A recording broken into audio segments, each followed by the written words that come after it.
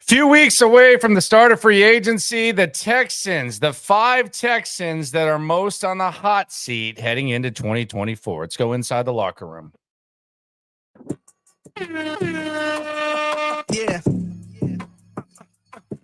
Yeah.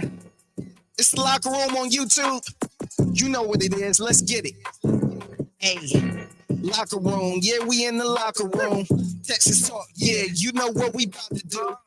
Season might be over, but the offseason has begun, and it is a fun one. It is the locker room, number one source for Texans daily digital content. I'm Landry Locker. You can hear me Monday through Friday, 10 to 2 Central, Sports Radio 610.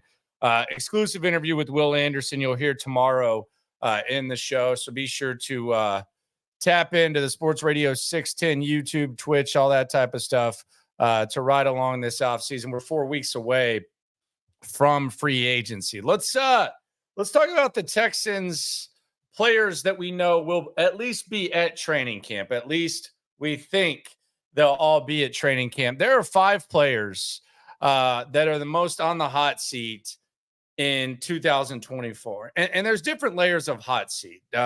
Couple of these guys, you could see them not even on the team. Couple of these other guys, you might see them on the team, but they need to elevate their play significantly, some more than others. So let's just get right into it. The 5 Texans on the hot seat the most heading into the 2024 season. And be sure to put your thoughts in the comments as well at Landry Locker on Twitter and all social media platforms. Number 5 is Titus Howard. Titus Howard's going to be on the team. Make no mistake about it. He's going to be a right tackle. The guard experiment is going to be over. But now Titus Howard goes from, rookie, to one of the highest paid right tackles in the NFL. Is there any scenario where Titus Howard's not on the team? No. Is he most likely going to be starting? Yes. But we're going to have to see. And I think this is important for Caserio. You talk about extensions and stuff. Eventually that pie, you end up investing heavily at certain positions. You got to see some sort of validation. And I'm not dismissing the possibility of Titus Howard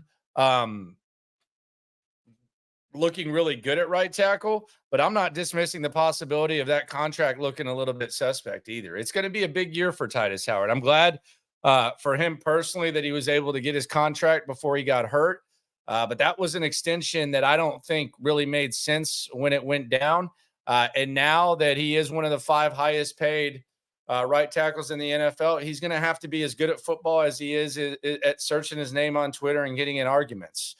So Titus Howard would be number 5. Again, he'll be on the team, but he's on the hot seat because he's got to really elevate his play significantly and establish himself as not just one of the bigger talkers on the team, but one of the most important foundational pieces, because that's what Nick Caserio and DeMeco Ryans and company made him in the offseason. I would hope he's better at right tackle than left guard, because if he's not, that's a problem. Let's just be serious. If he's not, then that's a problem, because he kind of struggled at guard last season. Number 4, Dameon Pierce. I like Dameon Pierce. Dameon Pierce is a guy who I could easily see not even on the team. Maybe not even in camp. There could be a situation where maybe a late round draft pick is traded for Dameon Pierce. So there could be a situation where he figures it out. There was a lot of hopes for Dameon Pierce this season. And whether it was system fit, whatever, it just did not work out. Devin Singletary was brought in to kind of, spell him. And Devin Singletary established himself as a significant upgrade. Let's hear from Dameon Pierce, though. An awesome young dude, friend of the show. This was Dameon Pierce after the Browns game.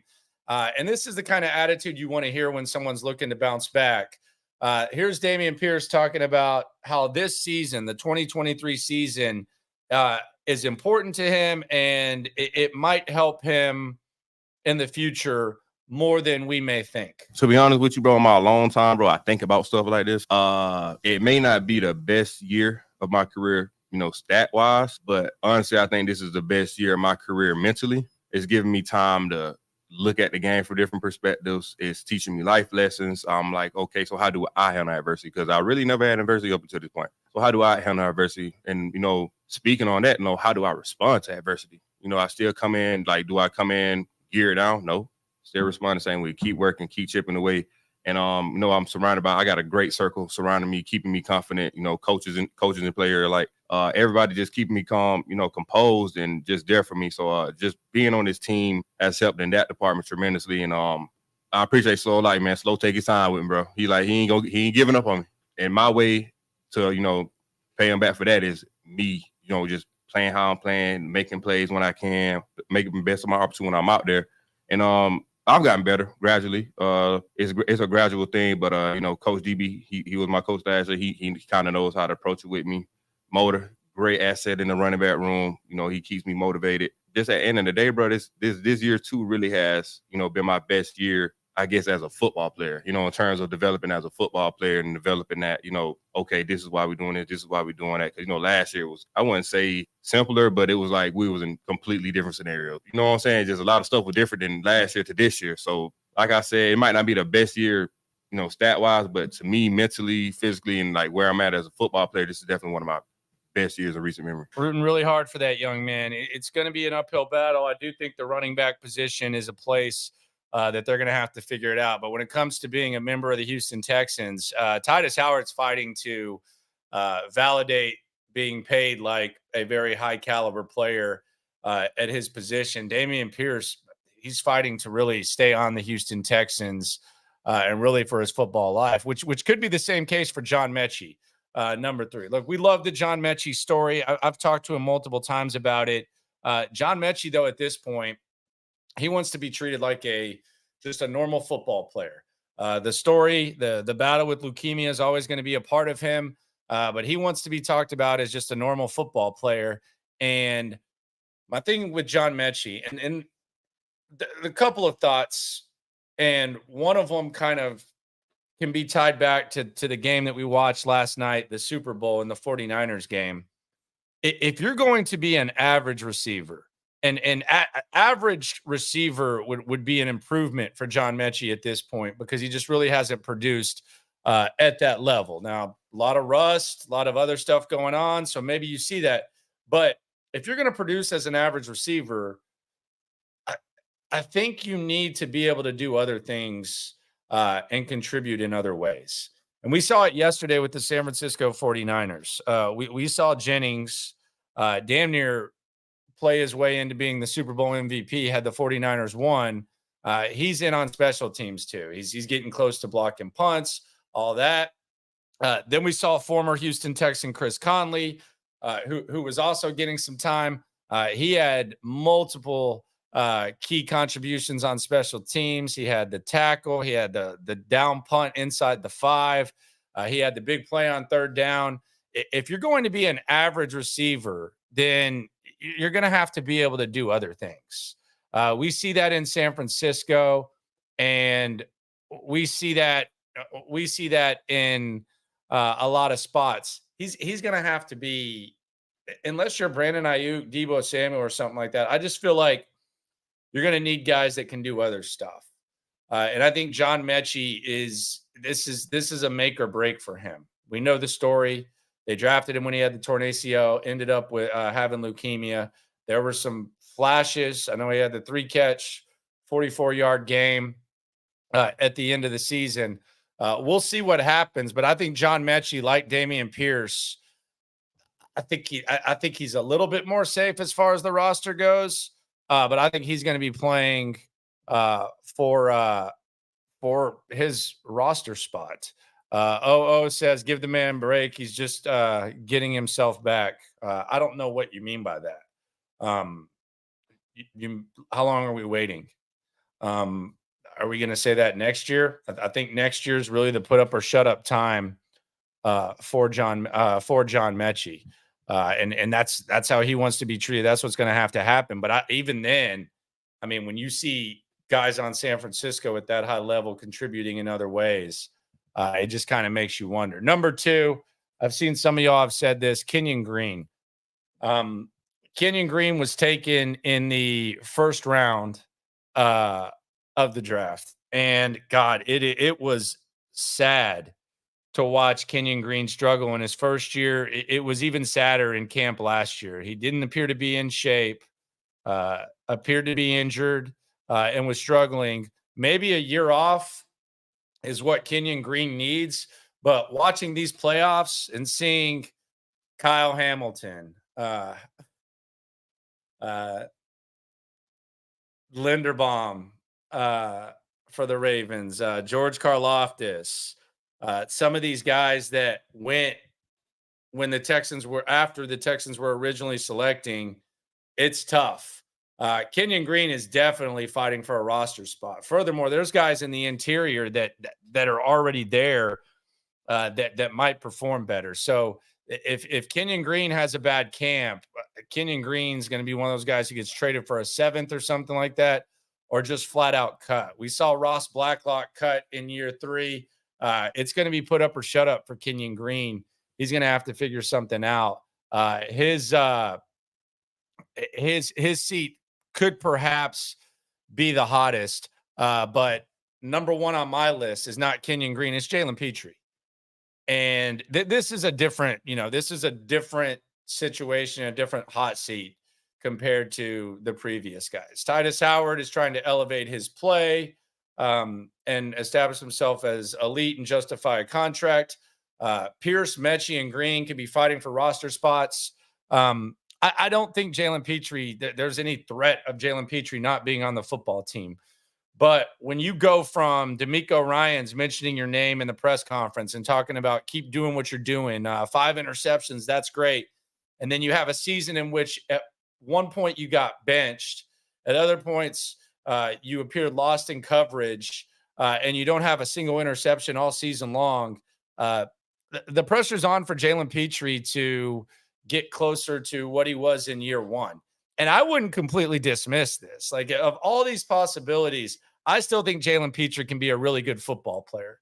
But if he has another year like the one he had this year, then the likelihood of Jaylen Pitre being a key contributor on this squad the final year of his rookie deal are slim to none. Furthermore, if I do think they're going to at least proactively look to find safety depth to where they'll be a little bit more prepared for if Jaylen Pitre does that. But the kid has the right makeup. He's got the work ethic. And Nick Caserio freaking loves him. Here was Nick Caserio on Sports Radio 610 talking about Jaylen Pitre. Yeah, Jaylen's a good football player. He's made a lot of good plays. There's always plays that we can improve and get better, but his energy, I'd say his playmaking ability, the tackling has been a little bit up and down at times, but I would say he cares a lot about football. He's a very instinctive player. He's very aware. I think there's some growing pains that every player goes through. And, I think sometimes everybody's kind of, wants to nitpick and look for things. There's always things that players can do better. There's always things that we can improve. They can improve them on. I certainly can. But love having Jaylen on a team. Love his personality. Love his mindset. The way he prepares, his focus. We'll take Jaylen Pitre in this building. We'll take 1,000 Jaylen Pitres on this football team any day of the week. There's no question about it. You'd end up fired if you had 1,000. Based on what you saw last year from Jaylen Pitre, if you have 1,000 of those, you're not gonna be the GM of the team for that long. Look, and it wasn't nitpicking. It was a rough season for Jaylen Pitre.